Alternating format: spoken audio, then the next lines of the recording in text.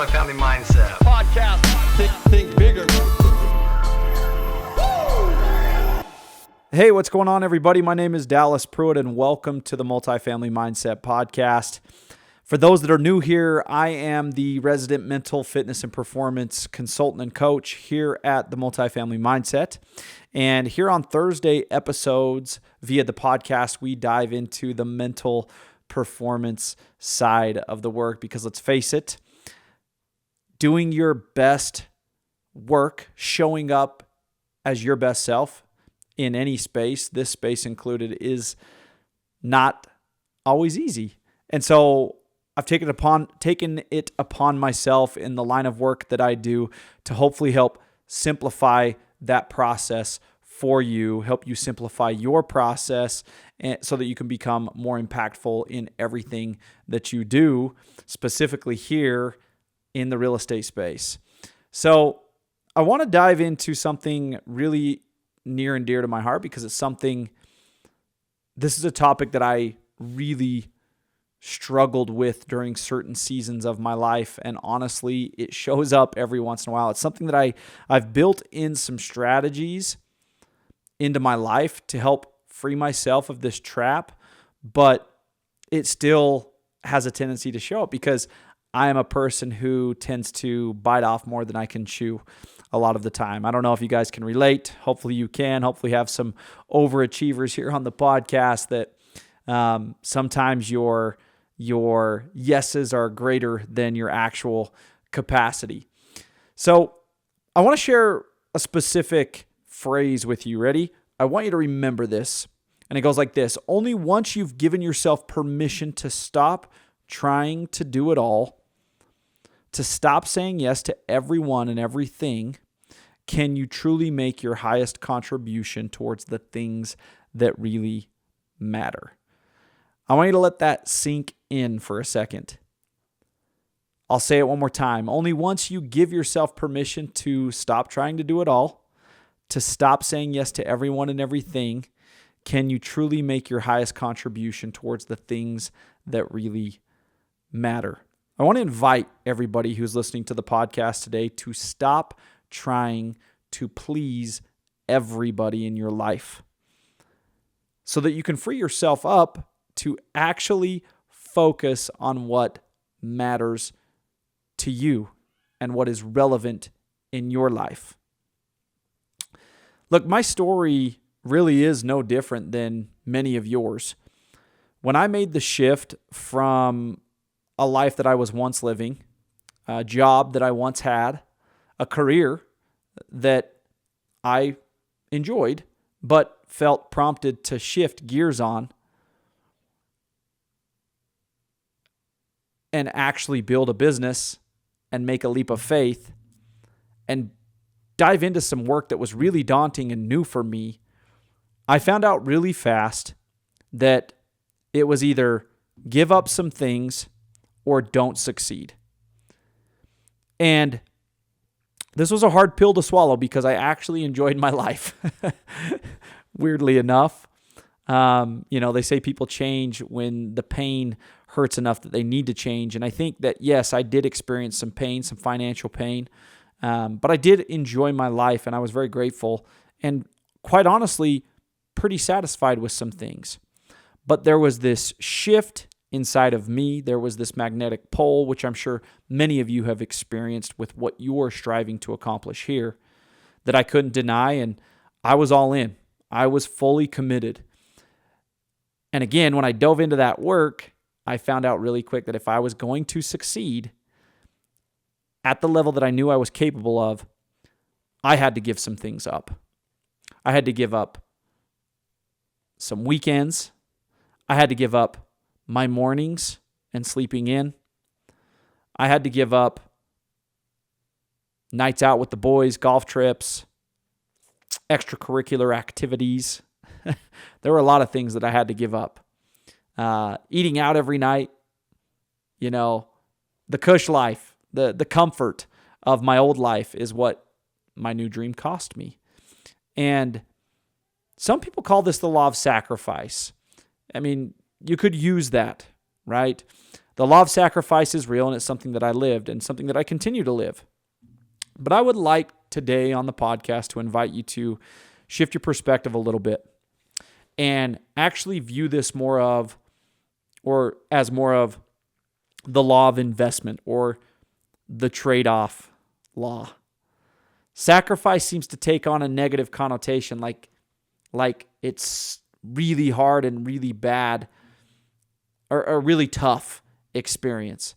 And although it can be tough, if you shift your mindset and your perspective, this process can actually be very exciting, very liberating, and will become that for you. Yes, you're sacrificing your time and you're sacrificing your energy, but you must look at this as investing your time and trading something that was good for something that is greater, something that is better. Investing in a process that will for sure give you massive returns. Hopefully, financially, if you do it right and you steady through the storms that are going to come and the challenges that will inevitably be a part of your life.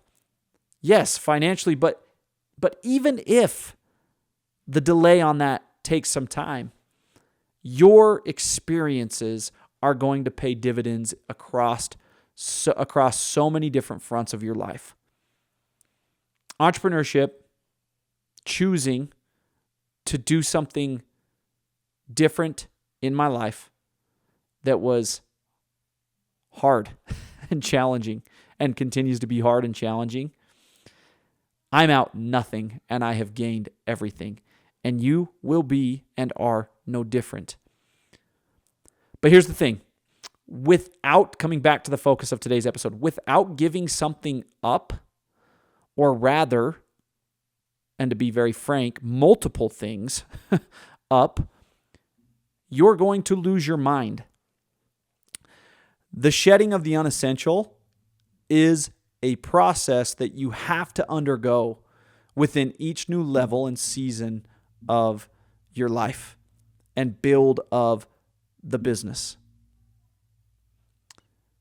I love sharing this with people. It's something that I have to remind myself about these things. And it goes like this: you can do whatever you'd like. You just can't do it all. And that is the hard truth. You can't have it all. You can't be it all. That's a false narrative. But you have the agency and the power